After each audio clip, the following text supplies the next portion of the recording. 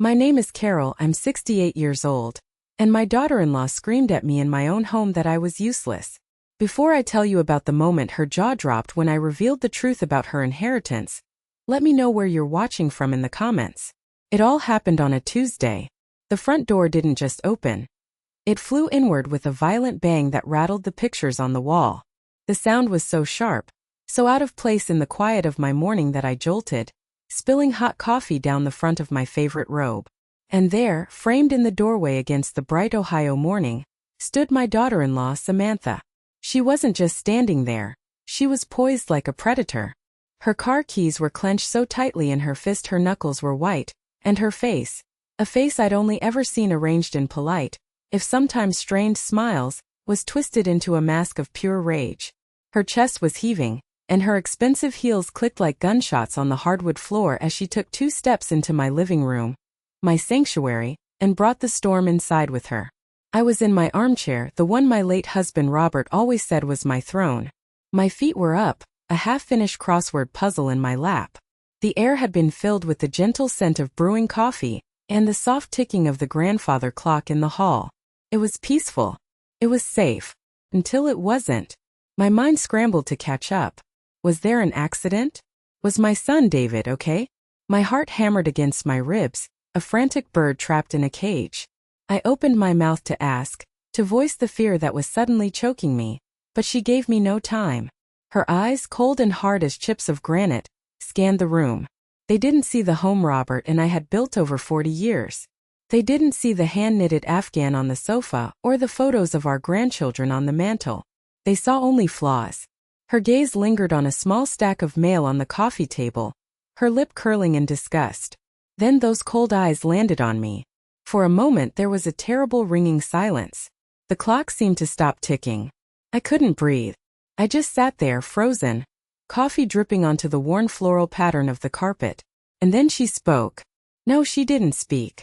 She detonated. Get up and clean, you're useless. The words weren't just spoken, they were launched at me like missiles. They exploded in the quiet room, echoing off the walls, shattering the peace into a million tiny sharp pieces. I physically flinched as if she had slapped me. My blood ran cold then hot, a sickening wave of shock and disbelief washing over me. Useless. The word bounced around in my head, sharp and cruel. My ears were ringing. I stared at her, at this woman my son loved, this woman I had welcomed into my family, and I didn't recognize her. The polite veneer was gone, stripped away to reveal something ugly and raw underneath. Her hands were on her hips now, her chin jutted out in defiance. She looked down at me, still sitting in my chair, and her expression was one of utter contempt.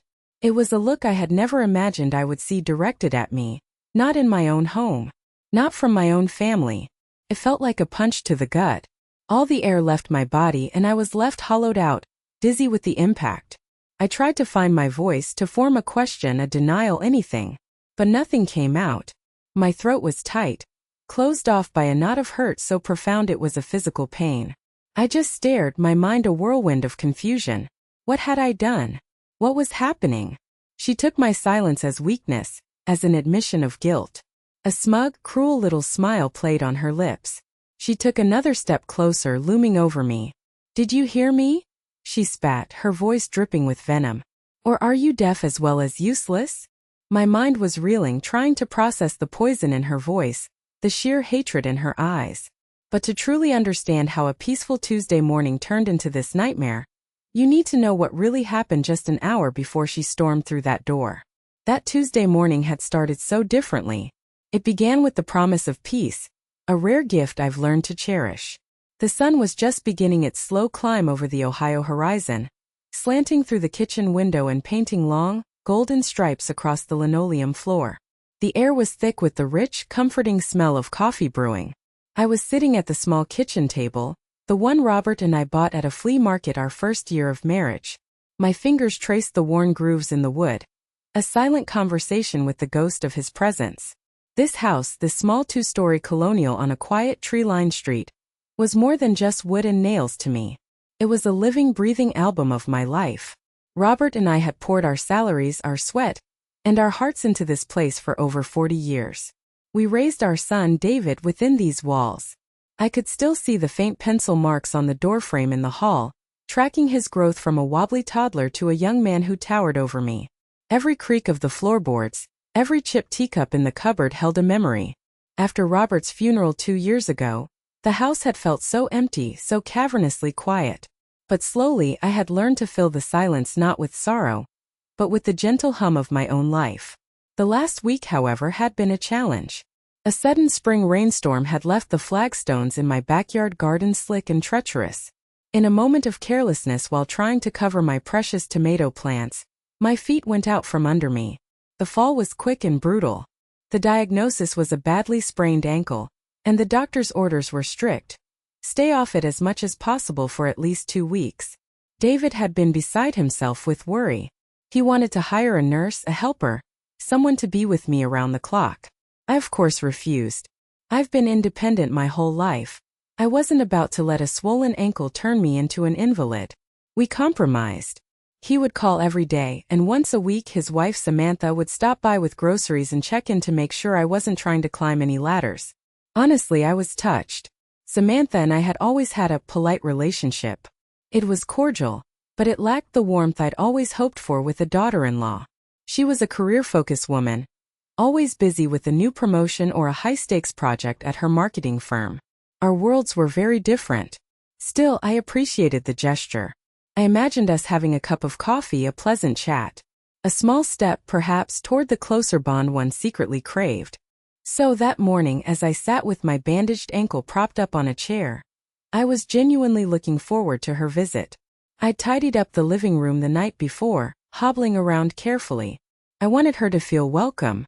I wanted to show her I was grateful. The coffee maker gave a final gurgle, and I carefully made my way over to pour a cup, my hands steady.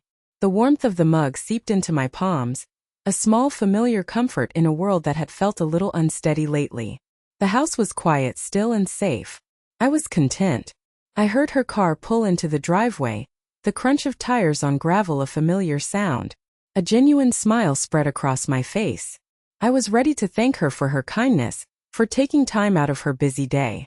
I hobbled toward the living room, ready with a warm greeting. Little did I know she wasn't bringing groceries, she was bringing a war to my doorstep. There was no knock. I was halfway to the front door, expecting the cheerful chime of the doorbell, when I heard the sharp metallic sound of a key turning in the lock. It was the emergency key David had insisted she keep. The sound was jarring, an intrusion. The door swung open not with a gentle push, but with a force that made it thud against the stopper. Samantha stood there for a moment, her silhouette dark against the bright morning light. Then she stepped inside, and the atmosphere in my home changed instantly. It was as if the barometric pressure had dropped. The air grew thick, heavy. She was dressed for the office in a sharp, tailored suit and heels that clicked aggressively on the polished oak floors Robert and I had painstakingly refinished by hand. Each click was an announcement of her arrival, a declaration of her impatience. She didn't say hello. She didn't ask how I was feeling. She walked past me without a glance, heading straight for the kitchen.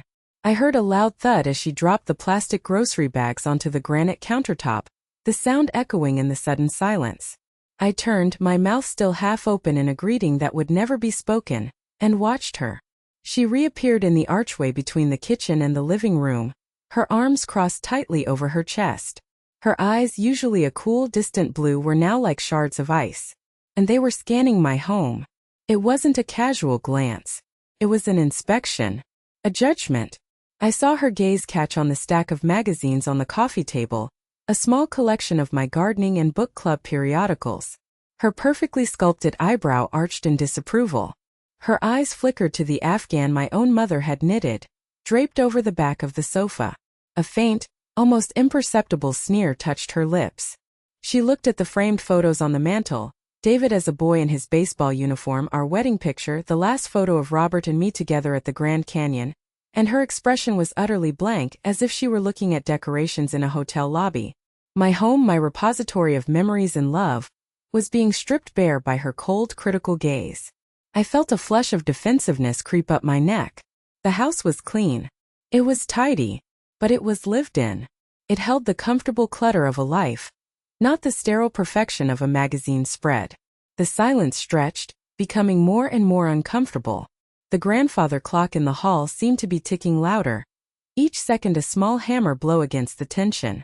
I could feel my heart rate begin to climb. This wasn't a friendly visit. This wasn't a daughter-in-law checking on her husband's injured mother.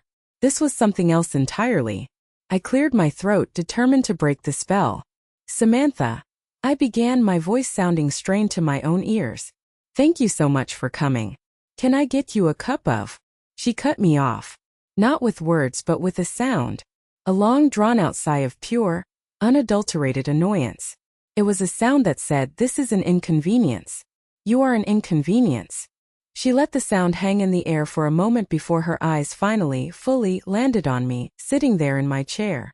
She surveyed me from my slippers to my graying hair, and the look on her face was one of profound irritation. What came next was the first verbal stone she threw.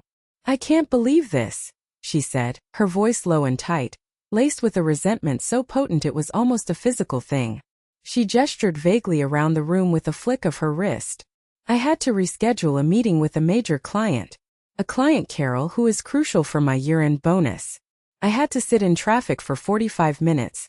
All because you can't be bothered to watch where you're going in your own backyard." The accusation hit me with the force of a physical blow. A Van slip and fall.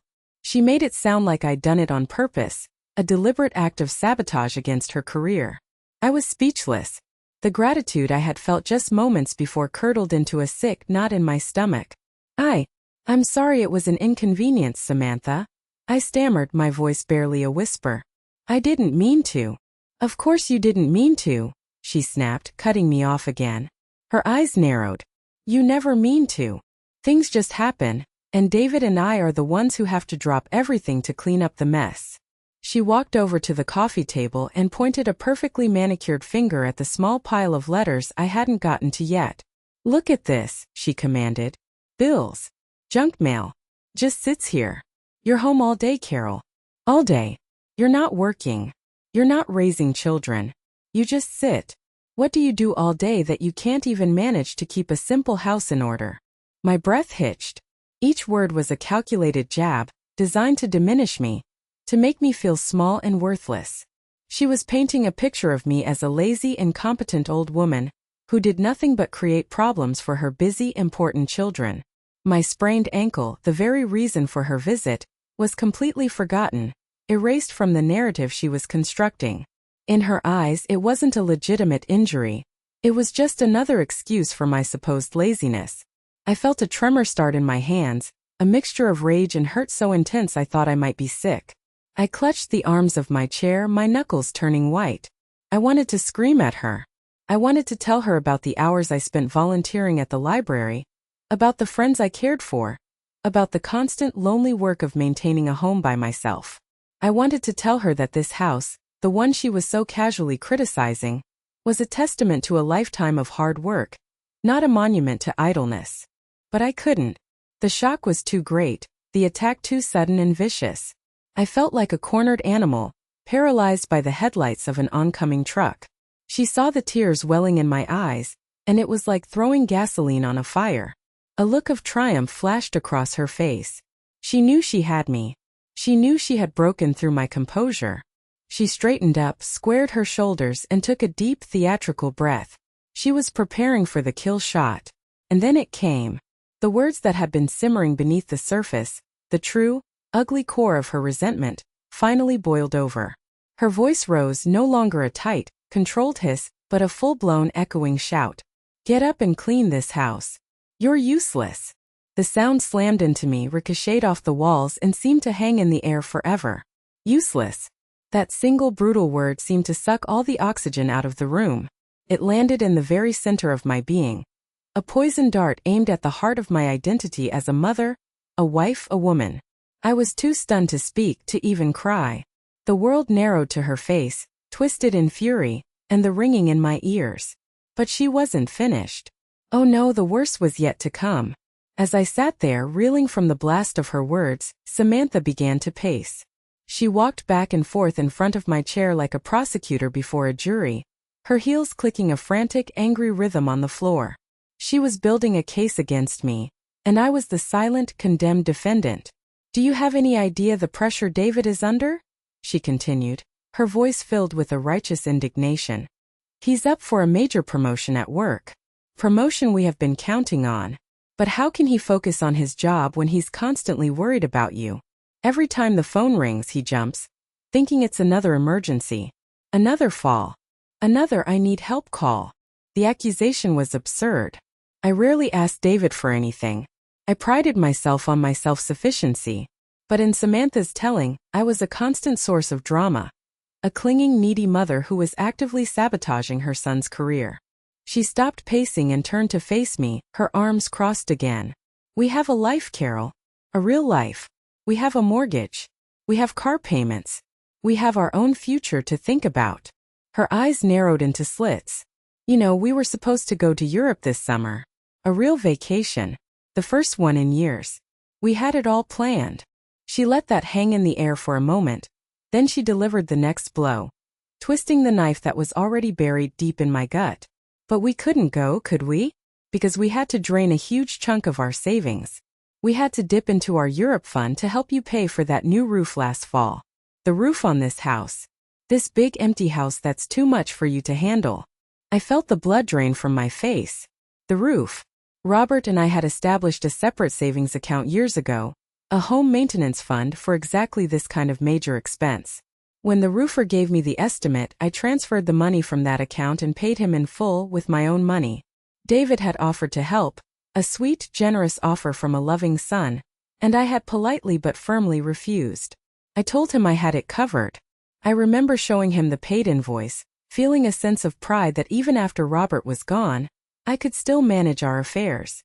She was lying. It was a bald-faced, monstrous lie. She was either deliberately twisting the truth or David had lied to her. A possibility so painful I could barely contemplate it. She was using a phantom sacrifice as a weapon against me. My shock must have been visible on my face, because she pressed her advantage, her voice becoming lower, more menacing. You have no idea what it's like for us, she hissed. We're trying to build something. A future. And you're just here. A constant expense. A constant worry. She took a step closer, leaning down until her face was just inches from mine. I could see the tiny flecks of gold in her icy blue eyes. I could smell the expensive perfume she wore. A scent that suddenly seemed cloying and suffocating. So don't you sit there and look at me with those sad, pathetic eyes, she whispered, her voice a venomous caress.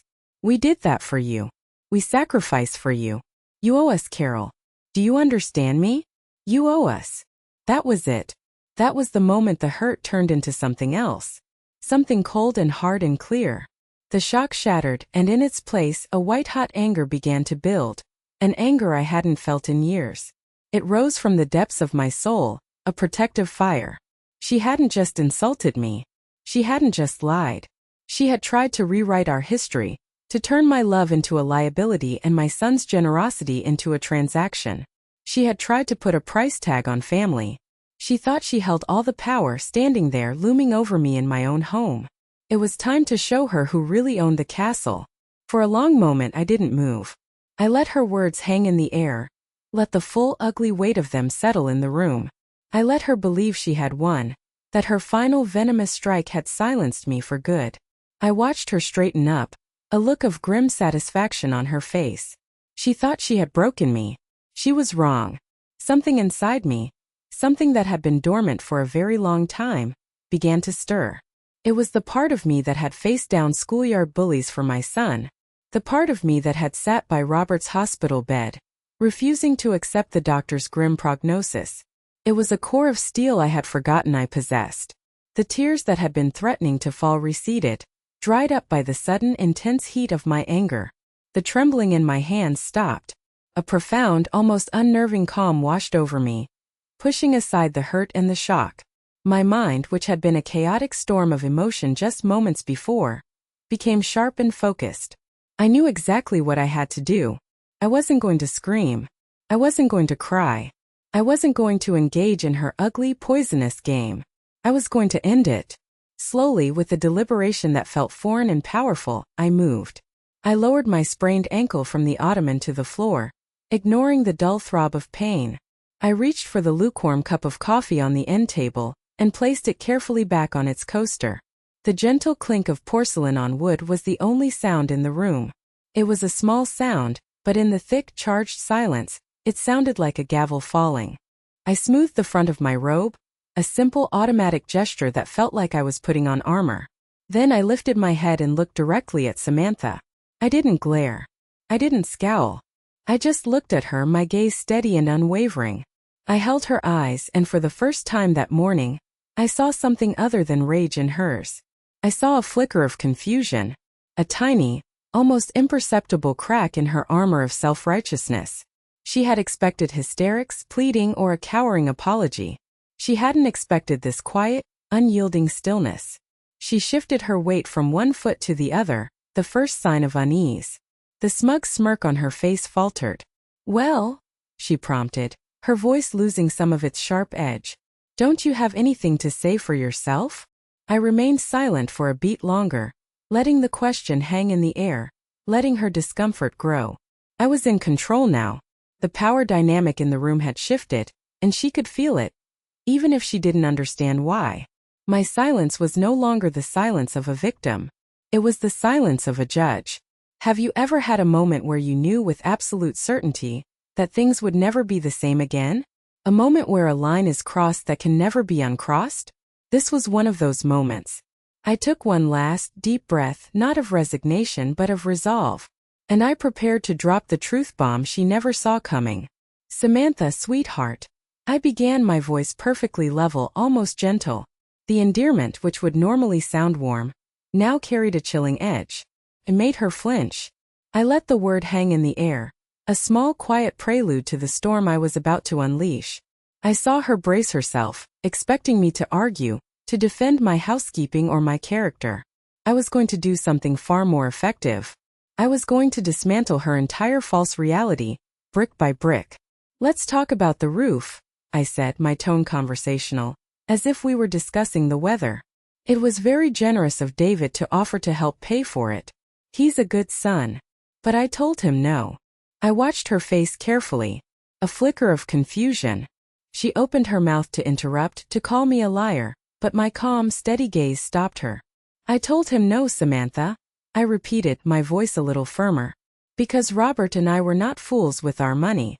We had a specific savings account, a home repair fund, that we contributed to every month for 30 years. I paid for that roof in full, with a cashier's check drawn from that account. An account with my name and my name alone on it since Robert's funeral. I have the paid invoice and the bank statement in my desk drawer if you'd like to see them." The color started to drain from her cheeks. This was a fact. A verifiable, undeniable fact. It directly contradicted the cornerstone of her attack, the great sacrifice she claimed they had made. She looked flustered, her mind visibly scrambling to process this new information. She had come in armed for a battle of opinions and emotions. She was completely unprepared for a war of facts. I didn't give her time to recover. I pressed on, my voice still calm, but now with an undeniable undercurrent of steel. "And as for me being a burden," I continued, "and this house being too much for me to handle." I paused, letting the silence stretch for a moment, building the tension. I let my eyes drift around the living room, not with criticism like she had, but with a deep, abiding love. I looked at the worn armchair, the photos, the faint sunlight streaming through the windows. Then my eyes snapped back to hers. "You seem to be under a grave misapprehension, my dear," I said, my voice dropping to an almost conspiratorial whisper.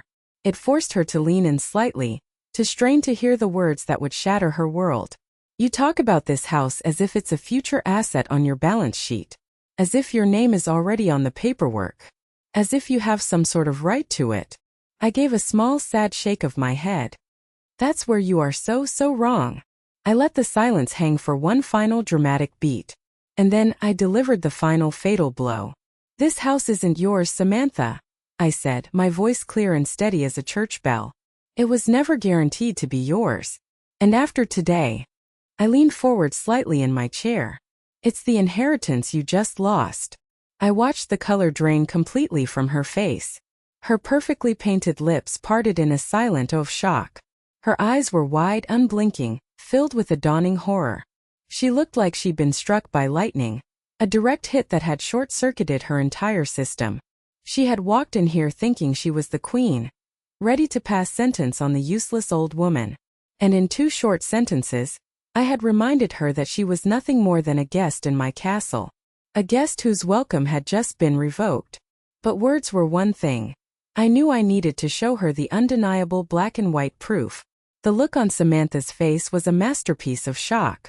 Her bravado had evaporated, replaced by a pale, slack-jawed disbelief. She stood frozen in the middle of my living room, looking small and lost. For a fleeting second, I almost felt a sliver of pity for her.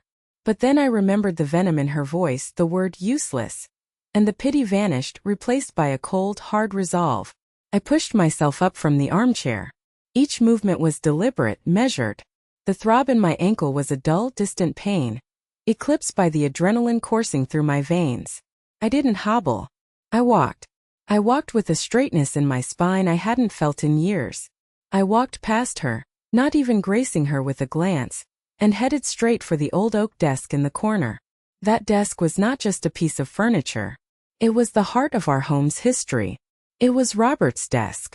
It was where he paid the bills, where he helped David with his homework, where he wrote me love letters on our anniversaries. Its surface was scarred with nicks and ink stains, each one a small testament to a life well lived. On top of it sat a tarnished silver frame holding a picture of Robert, his familiar warm smile seeming to encourage me. I felt his strength, his presence right there with me. Samantha's eyes followed my every move, wide and unblinking. The room was so quiet I could hear the faint hum of the refrigerator from the kitchen. I reached into the collar of my dress and pulled out a thin silver chain. On it was a small ornate key. It was the key to the top drawer of the desk, the one Robert always kept locked. It was where we kept the important things: birth certificates, passports, our wills, and the deed to the house. I slid the key into the lock. It made a satisfying solid click as I turned it. The sound seemed to echo in the cavernous silence. I pulled the drawer open smoothly. It didn't squeak. Robert always kept the runners oiled. Inside, everything was neat and orderly, just as he had left it. I reached past the file containing our life insurance policies and the envelope with the title to our old car. My fingers found what I was looking for. A thick, heavy manila envelope, yellowed with age. My hand was steady as I lifted it out. It felt heavier than just paper. It felt like it held the weight of 40 years of mortgage payments, of late nights worrying about the budget, of weekends spent painting and repairing. It held the weight of our shared dream realized. I turned back to face Samantha. I didn't say a word. I walked back to the coffee table and stood before her. Then with a slow, deliberate movement, I appended the envelope. The documents inside slid out onto the polished wood surface with a soft thwomp. The deed. It was printed on thick, creamy paper, the type folded into thirds. I unfolded it carefully. The black, typed letters were stark and official.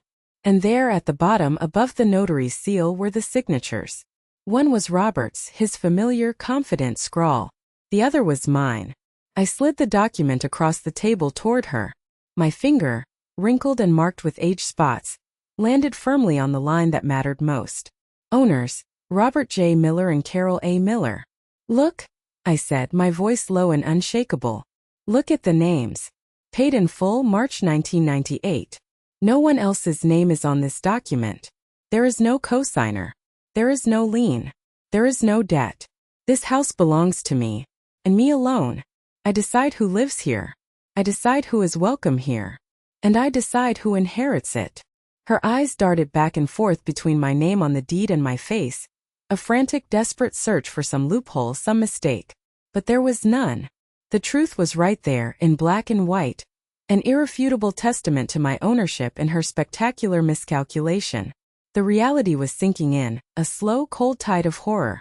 Her plans, her assumptions, her entire sense of entitlement, all of it was built on a foundation of sand, and it was now washing away before her very eyes.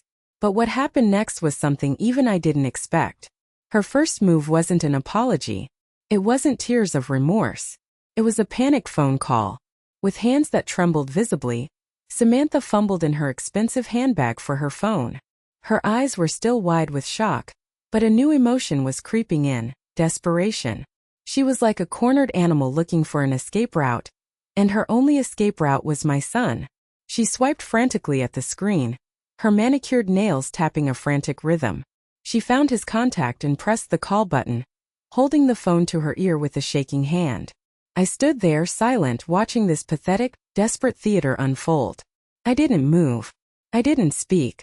I just waited. "David?" She choked out the second he answered. Her voice, which moments before had been a weapon of scorn and fury, was now a high-pitched, trembling sob. The transformation was instantaneous and sickeningly false. "David, thank God. You need to come home. Right now." She paused, listening to his response. Then the performance began in earnest. Tears, real or fabricated I couldn't tell, began to stream down her face. "It's your mother," she wailed, her voice cracking with manufactured hysteria. She's throwing me out.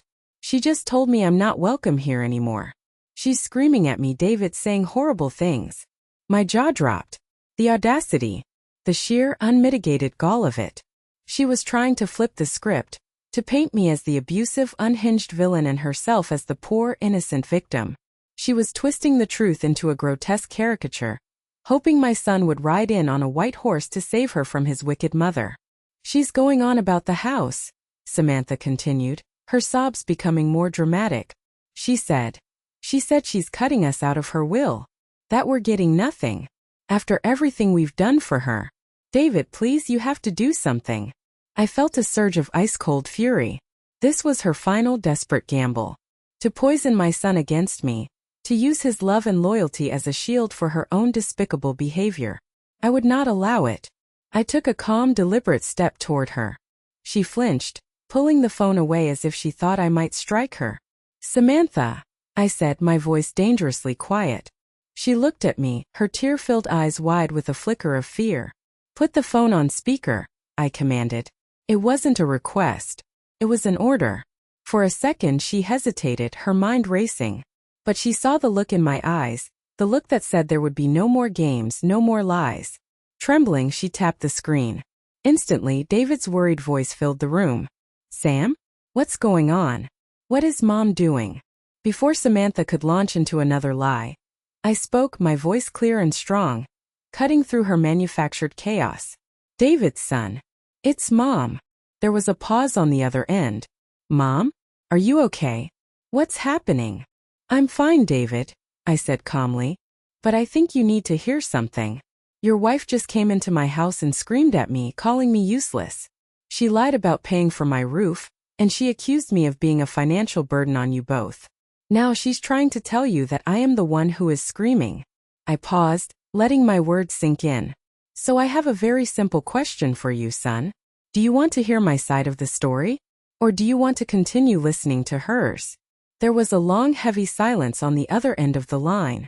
In that silence I could hear the frantic ticking of the grandfather clock, counting down the seconds of a moment that would define the future of our family. Everything hung in the balance. The fate of my relationship with my son, the fate of his marriage, all of it was hanging on his next words. Would he believe his manipulative wife or his mother? The answer would change everything. The silence stretched for what felt like an eternity.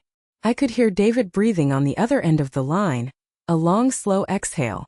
Samantha stood frozen, the phone still in her hand, her face a mask of panicked anticipation. "Sam," David's voice finally came through the speaker. And it was a voice I had never heard from him before. It was flat, cold, and utterly devoid of warmth. "Put Mom back on the phone. And then you will wait there silently until I am done speaking to her." Samantha flinched as if he had struck her. Without a word, she held the phone out to me.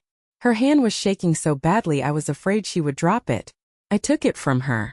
"I'm here, David," I said. "Mom, are you really okay?" he asked, his voice now filled with genuine concern. "Did she hurt you?" "She didn't touch me, sweetheart," I reassured him. "But the things she said, they hurt very much." "I am so sorry," he said, and the shame in his voice was palpable. "I never should have. I had no idea she felt this way. I don't know what to say." "There's nothing for you to say right now, David," I told him. "But you and I will talk later. In person. Alone." I put a firm emphasis on the last word. "Right now, I need you to tell your wife to collect her things and leave my home. Consider it done, he said without a moment's hesitation. I'll be there in an hour. We will talk. Promise. I love you, Mom. I love you too, dear, I said and ended the call. I handed the phone back to Samantha. She wouldn't meet my eyes. Her face was pale, her makeup streaked with tears. The fury and arrogance were gone, replaced by a hollow, defeated look. She looked like a child who had been caught in a terrible lie. You heard him, I said, my voice leaving no room for argument. Leave. She gave a small, jerky nod, grabbed her purse from the floor, and practically fled out the front door, leaving the groceries she had brought still sitting on my kitchen counter.